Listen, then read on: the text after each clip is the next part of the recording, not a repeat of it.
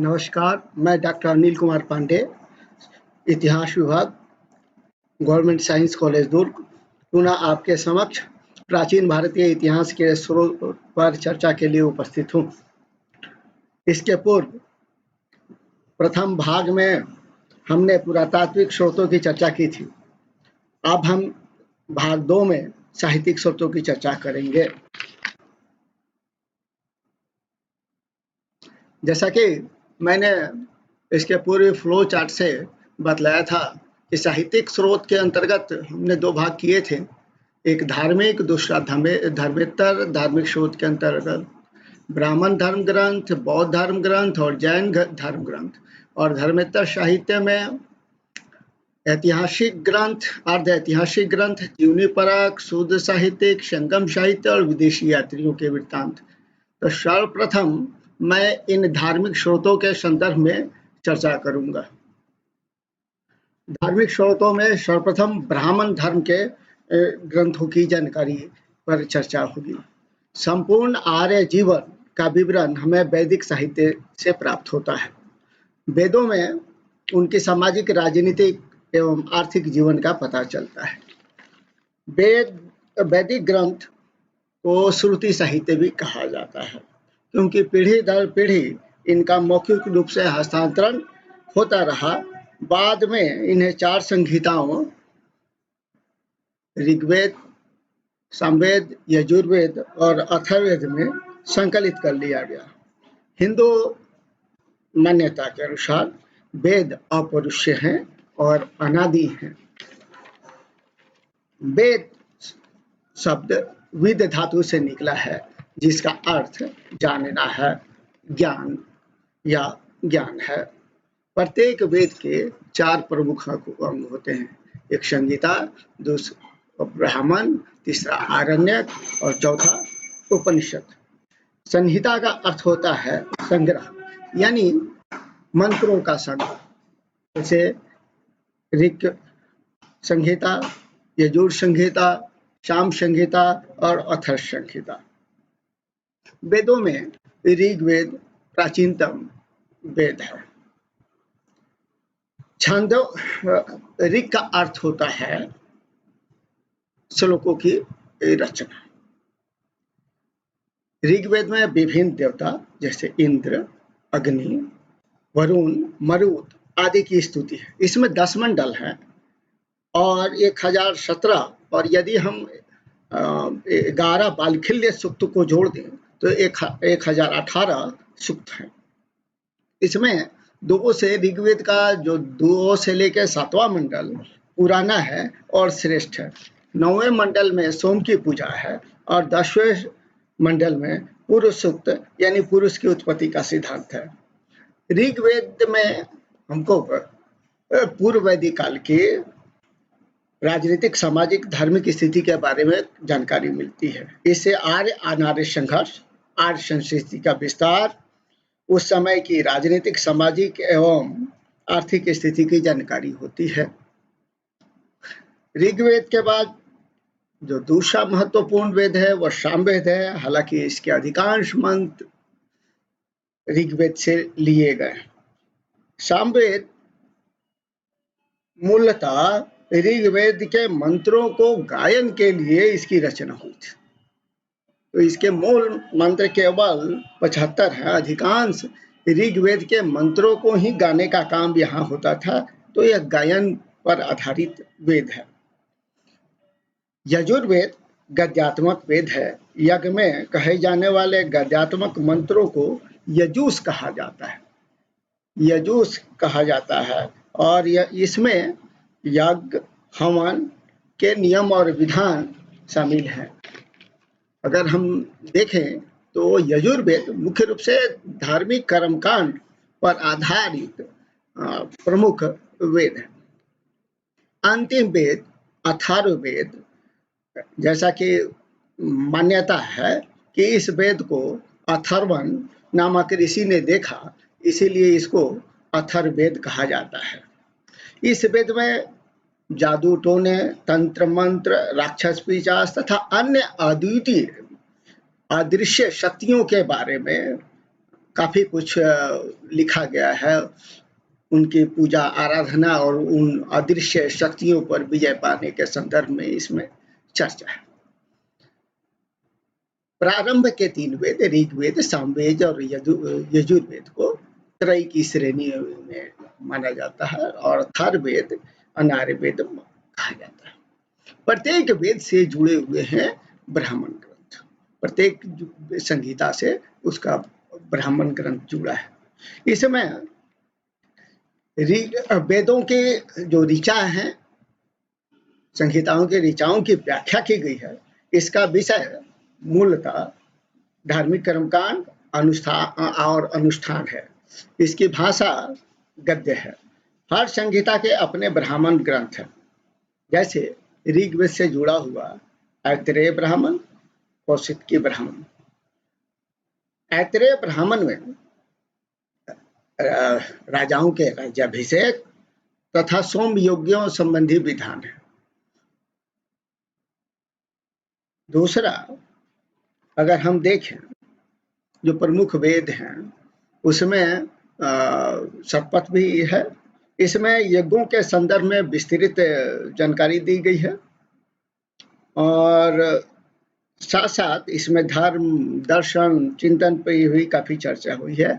और इसके अलावा राजनीतिक रूप से शतपथ ब्राह्मण का महत्व इसलिए है कि इसमें भारत के पश्चिमोत्तर क्षेत्र के राज्यों, मुख्य रूप से जो गंधार है, गंधार, शल्य, केकय, इसके अलावा कुरु, पंचाल, कौशल, विदेह के संदर्भ में जानकारी मिलती है।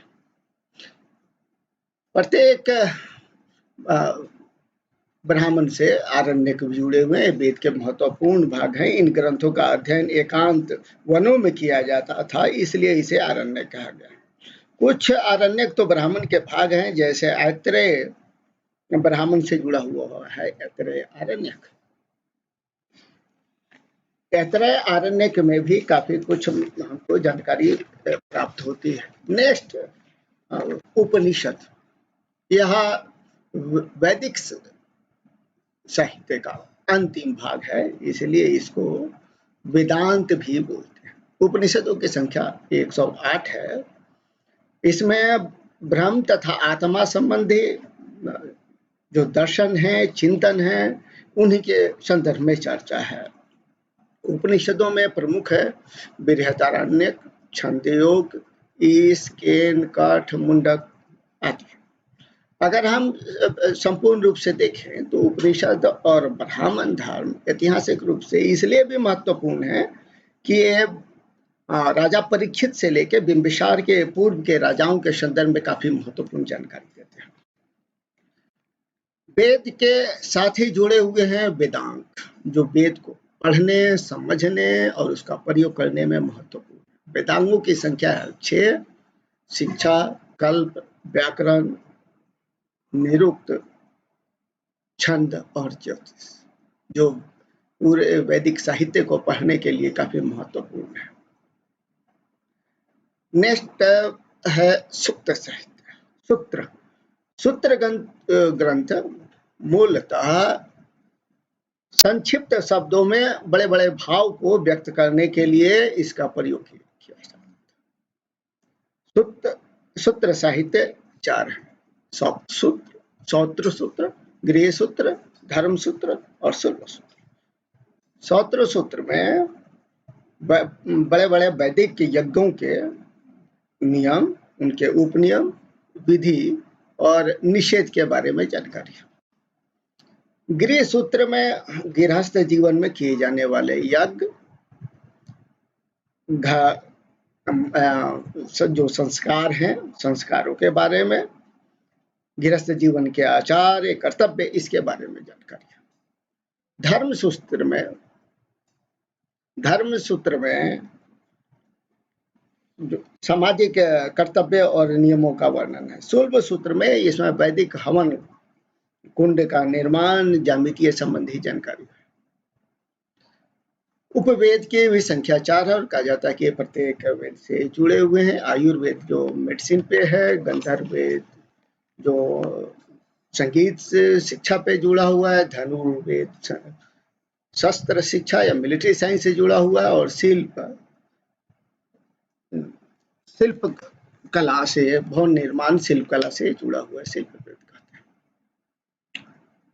हिंदू धार्मिक मान्यताओं में जो सर्वाधिक प्रसिद्ध हैं और जिनकी घर घर में चर्चा है वे है महाकाव्य। महाकाव्य दो हैं, एक रामायण और दूसरा महाभारत। रामायण के रचयिता वाल्मीकि हैं और इसमें राम के जीवन, उस समय के राजनीतिक स्थिति, महिलाओं की स्थिति, भारत और श्रीलंका का संबंध और एक आदर्श राज्य के और आदर्श शासक के कर्तव्यों के बारे में जानकारी है। महाभारत में कौरव पांडव और उस समय की राजनीतिक स्थिति, विभिन्न राज्यों की भौगोलिक और उनकी राजनीतिक सामर्थ्य के बारे में काफी कुछ दिया हुआ है। साथ ही महिलाओं की स्थिति के बारे में बहुत कुछ जानकारी हमको मिलती है।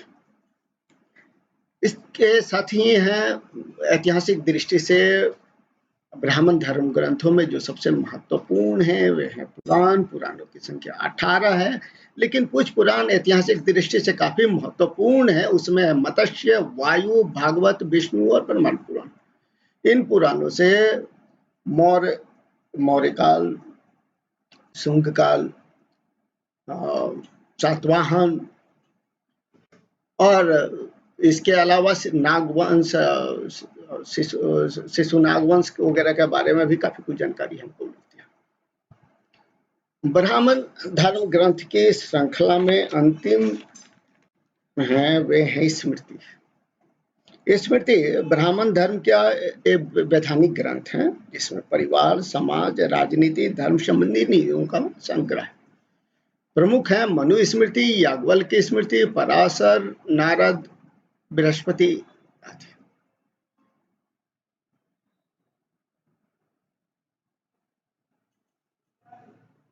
अब हम धार्मिक साहित्य में बौद्ध धर्म संबंधी चर्चा करें।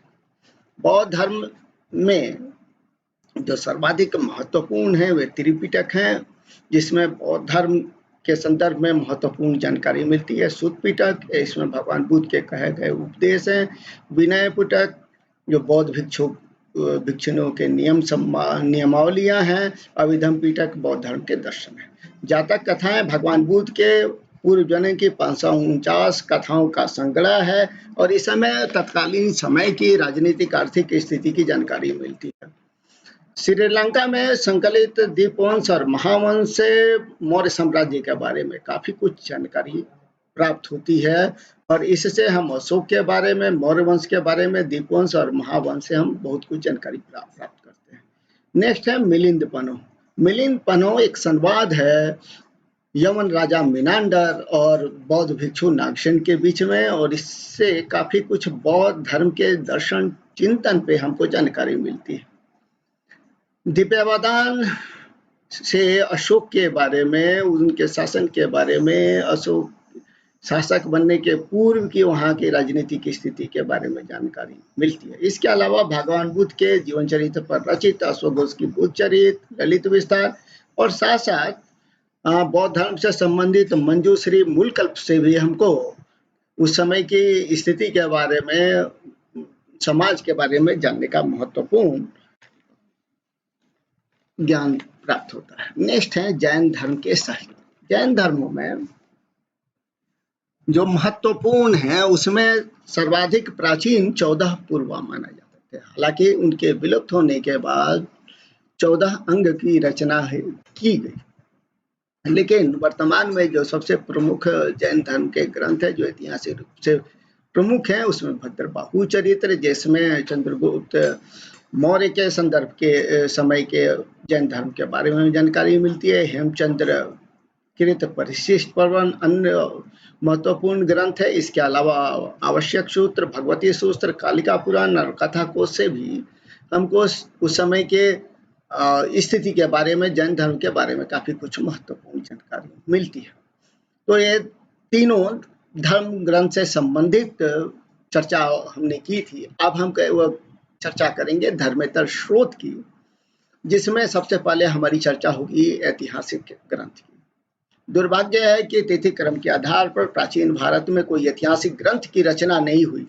कलहन की राजतरंगिणी को छोड़ दें, जिसकी रचना कलहन के ने 12वीं शताब्दी में 1148-49 में किया था, जिसमें कश्मीर के इतिहास पर विस्तृत जानकारी मिलती है। इसके अलावा तिथि क्रम अनुसार घटनाओं का विवरण प्रस्तुत करने वाला प्राचीन काल में ऐतिहासिक ग्रंथों का अभाव है। अर्ध ऐतिहासिक ग्रंथ वैसे ग्रंथ हैं जो उनका उद्देश्य इतिहास के संदर्भ में लिखना नहीं था, लेकिन इसमें पर्याप्त ऐतिहासिक सामग्रियां हैं, जैसे कौटिल्य का अर्थशास्त्र, मौर्य के समय की राजनीति, उस समय राजाओं के कर्तव्य, राज्य के अंग, उनके कर्तव्य के बारे में काफी कुछ जानकारी देता है। इसी तरह कामंद का नीतिसार, शुक्र नीतिसार महत्वपूर्ण है। संस्कृत व्याकरण की पुस्तक पाणिनि की अष्टाध्यायी, गार्गी संहिता, और मुख्य रूप से अगर गार्गी संहिता की बात करें और पतंजलि का महाभाष्य, दोनों ग्रंथ कहीं पुष्यमित्र शुंग और शुंग वंश के बारे में जानकारी देते। वैसे ही कालिदास की रचना मालविका अग्निमित्रम से शुंग वंश के शासक अग्निमित्र के बारे में जानकारी मिलती है। विशाखदत्त के मुद्रा राक्षस, नंद राजाओं की स्थिति, उनके पतन और मौर्यों के साम्राज्य निर्माण के बारे में जानकारी मिलती है।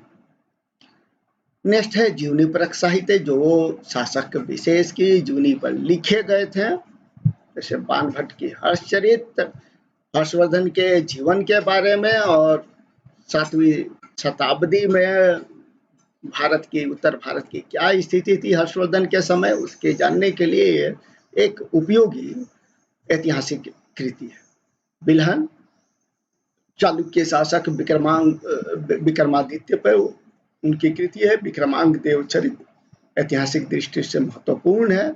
संध्याकर नंदी की कृति है रामचरित्र, जो पाल वंश के शासक रामपाल के संदर्भ में लिखी गई है।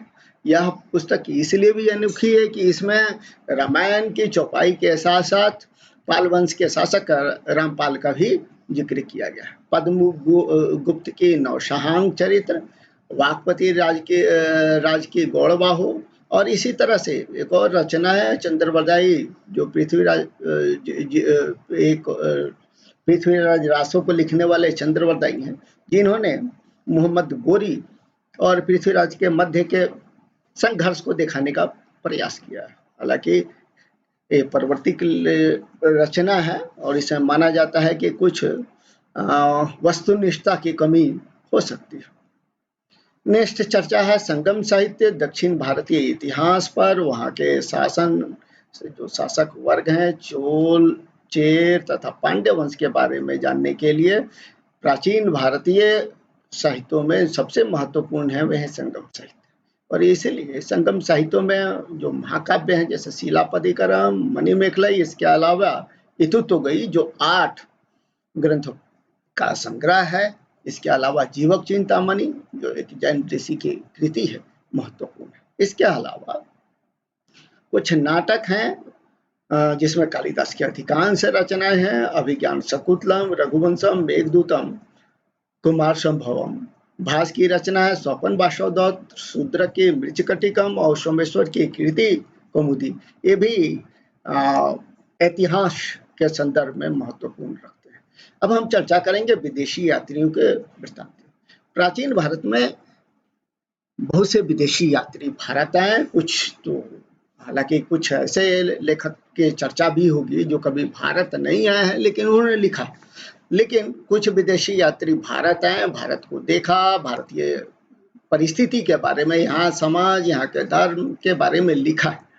और इसलिए हमारे पुरातात्विक और साहित्यिक स्रोत के साथ साथ इस विदेशी यात्रियों के नजरिए को समझना प्राचीन भारतीय इतिहास लेखन के लिए काफी महत्वपूर्ण है।